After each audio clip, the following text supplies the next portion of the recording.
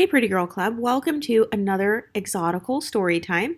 And today we have a story from a darker Exotical. She says, Hi, thank you for bringing a voice to the brown skin Exoticals community. Please keep posting so we can reach an even larger audience. Anyway, my personal experience, I can say when I was in high school, I was friends with this girl who I'll call Jessica.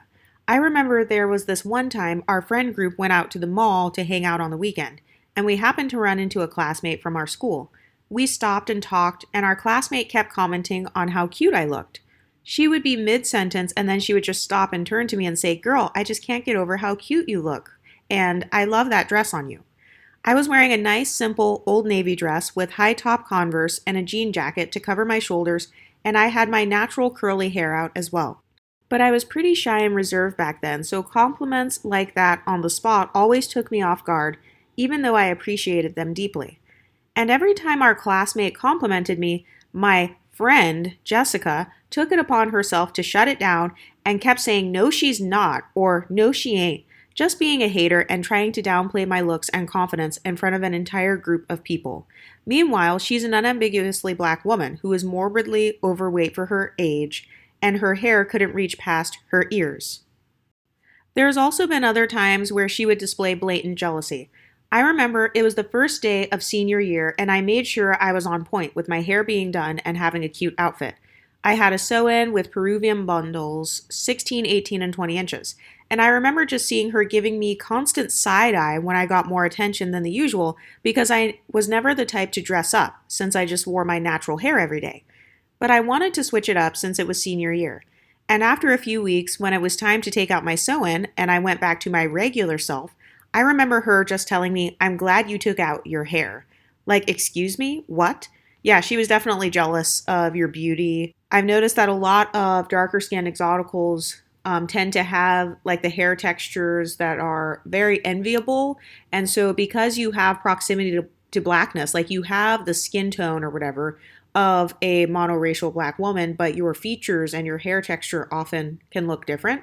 And I've noticed that that is what a lot of women get jealous of. And a lot of darker skinned, unambiguous women won't admit that their standard of dark skinned beauty is actually dark skinned exoticals, like Justine Skye, who is mixed. Ryan Destiny is mixed.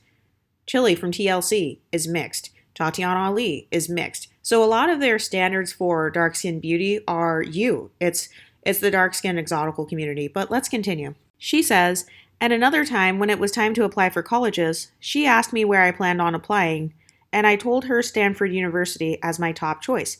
And she would just talk down on me, saying it's so expensive and how can you afford it, etc.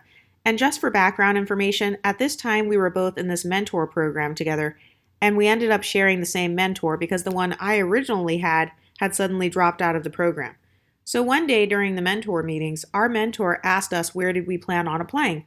And this girl had the nerve to say Stanford University. And not even to be rude, but I don't know how she thought she was going to get accepted because she always skipped class, had terrible attendance, and her grades were definitely not up to par in comparison to mine.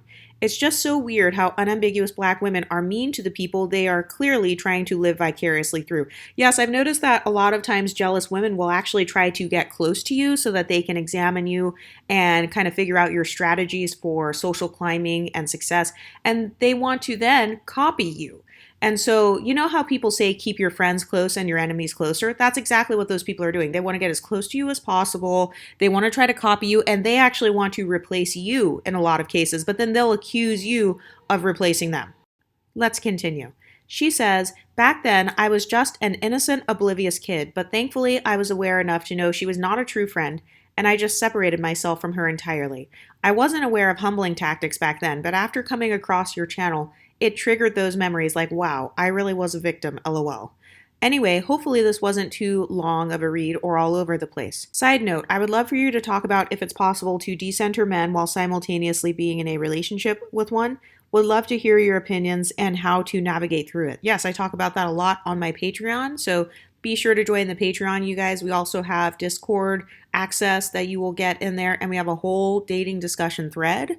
But yeah, what do you ladies think? Let me know in the comments section, and I'll talk to you next time. Stay pretty, ladies.